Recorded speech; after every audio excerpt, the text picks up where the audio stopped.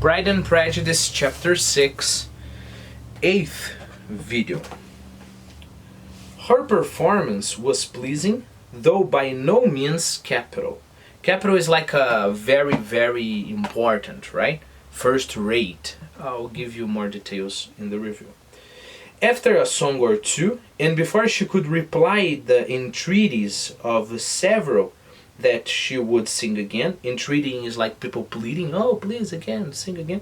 But before she could reply to the entreaties of several that she would sing again, she was eagerly succeeded at the instrument by her sister Mary, who, having, in consequence of being the only plain one in the family, worked hard for knowledge and accomplishments, was always impatient for display. The narrator is a little bit cruel with her, but apparently it's true. What can we do, right? She is plain. She lacks beauty, all right?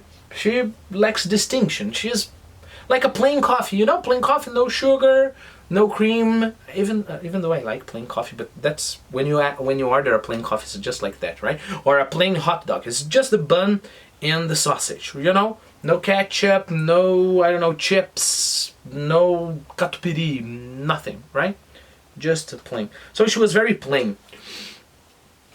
And in consequence of being very plain, she worked hard to get knowledge and accomplishments, like dancing, singing, you know, and playing, right? And that's why she succeeded her sister so eagerly. You know, if you are eager to help, you really want to help, you show a lot of wanting to help, right? So she very eagerly said, okay, my turn, all right? And then, of course, Lizzie couldn't answer to the entreaties. Mary had neither genius nor taste. And though vanity had given her application, that's interesting. Vanity had given her application. So why am I going to spend a lot of time reading? Why am I going to be practicing at the piano hours and hours? Because I want to display. Because I want people to look at me. Okay? But she had no genius or taste. And though vanity had given her application, it had given her likewise a pedantic air in a conceited manner, which would have endured a higher degree of excellence than she had reached. Try to explain that to yourself, please. Even if she played much better than she did, even so, because of her pedantic and conceited manner, even that play would have been damaged. Imagine her regular play now, all right? So, which would have endured a higher degree of excellence than she had reached. Elizabeth, easy and unaffected, had been listened to with much more pleasure, though not playing half so well. And Mary, at the end of a concerto, was glad to purchase praise and gratitude by Scottish and Irish airs. Well, first, let's get the air here. It's not the air, right? The air is, in music, it is a melody or tune, especially in a soprano or tenor range. A solo with or without accompaniment. So, in the end, she purchase, right? Praise and gratitude by playing the airs. Okay? We still have to understand that, just a moment. At the request of her younger sisters, who, with some of the Lucases and 2 or 3 officers, joined eagerly in dancing at one end of the room. So apparently, She was playing something just to be heard, right? So people would just watch her play. And then, in the end, she played the Scottish and Irish airs, because the Scottish and Irish airs would be an excuse for dancing. And even though she played well, right, but people were not admiring her because she was conceited and etc., she bought gratitude and admiration because she gave people the opportunity to dance. All right, so that was going on there. Mr. Darcy stood near them in silent indignation at such a mode of passing the evening, to the exclusion of all conversation, and was too much engrossed by his thoughts to perceive that Sir William Lucas was his neighbor. Not was his neighbor lived close to him, okay? Sir Lucas was his neighbor. Sir Lucas was close to him, okay? Sir Lucas approached him and was there next to him. So he was much engrossed by his thoughts to perceive that Sir Lucas was his neighbor. Till Sir Lucas thus began. What a charming amusement for young people this is, Mr. Darcy. There is nothing like dancing after all. I consider it as one of the first refinement of polished societies. Certainly, sir, Mr. Darcy is saying. Certainly, sir. And it has the advantage of also being in vogue amongst the less polished societies of the world. Every savage can dance. A little irony and then directly speaking, you know. Yeah, it's a polished society, but you know, tribes in Africa can dance. Sir William only smiled. Your friend performs delightfully, he continued after a pause on seeing Bingley join the group. And I doubt not that you are an adept in the science yourself, Mr. Darcy. I mean, you dance as well, basically. You saw me dance at Meryton, I believe, sir. Yes, indeed, and received no inconsiderable pleasure from the sight. Do you offer dance at St. James's? Never, sir. Do you not think it would be a proper compliment to the place? It is a compliment which I never pay to any place if I can avoid it. You have a house in town, I conclude. It was Sir Lucas who asked, right? You have a house in town, I conclude. Mr. Darcy bowed. Okay. Well, before continuing here, I just have to give you a note on St. James, alright? Because take a look. Do you often dance at St. James, right? You will see throughout the book they will mention St. James. So this is something I found on a forum, right? And I posted the link there, so you can refer to the person who wrote it. Okay, so St. James.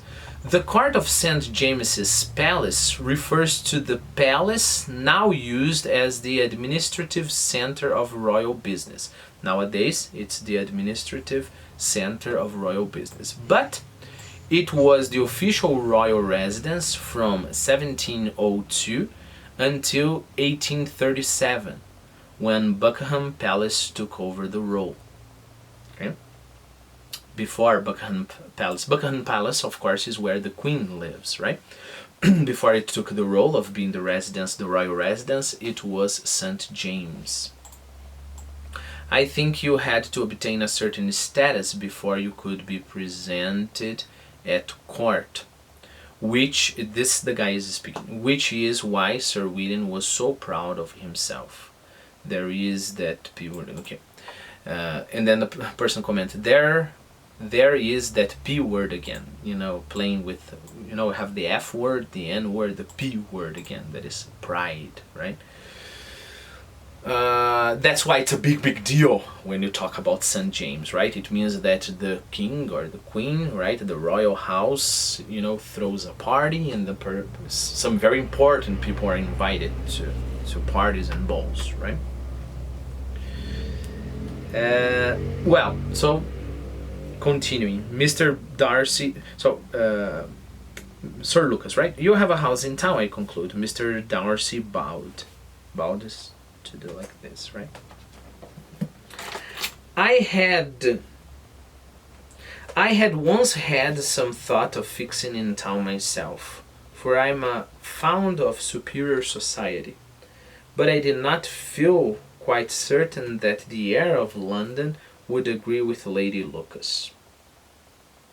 He paused in hopes of an answer, but his companion was not disposed to make any, and Elizabeth at that instant moving towards them, he was struck with the action of doing a very gallant thing, and called out to her. Who was struck with the action of doing something gallant was Sir Lucas, okay, not Mr. Darcy. You'll see. My dear Eliza, why are you not dancing? Mr. Darcy, you must allow me to present this young lady to you as a very desirable partner. You cannot refuse to dance, I am sure, when so much beauty is before you.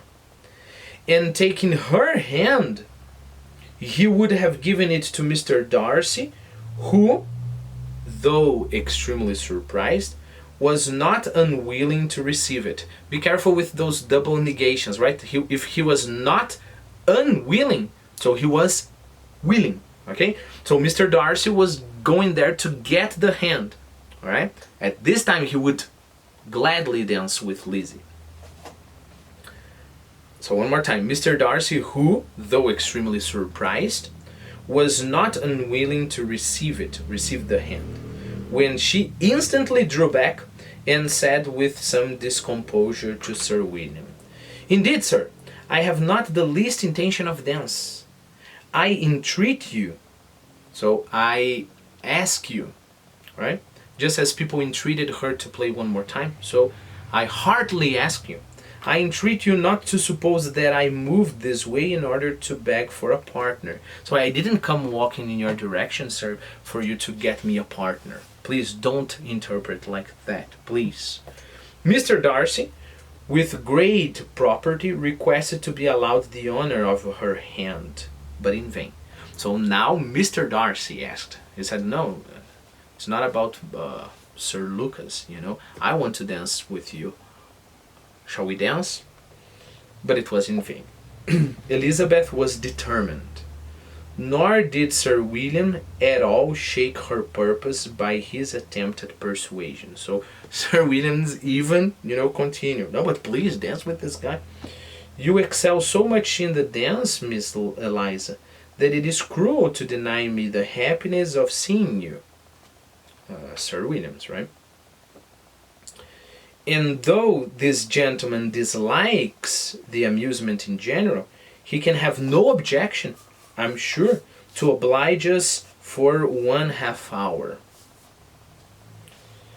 Mr. Darcy is all politeness, said Elizabeth, smiling. He is indeed, but considering the inducement, my dear Miss Eliza, we cannot wonder at his complaisance, for who would object to such a partner? Still trying to convince her. Eliza looked archly and turned away. Her resistance had not injured her. Her resistance had not injured her with the gentleman, and he was thinking of her with some complacency when thus accosted by Miss Bingley. So it means that we're going to review that in the next video with the review questions. But basically, even though she did that, even though, the gentleman's, I mean, not the gentleman, the two gentlemen, because it was just Sir Lucas who kept insisting, right? But Mr. Darcy requested her hand, and then Sir Lucas continued insisting, but she resisted all of that and left. But even though that happened, it didn't damage her image in the mind of Mr. Darcy. So he was thinking of her when Miss Bingley approached him. Okay, so that's a accost approach in this case, accosted him.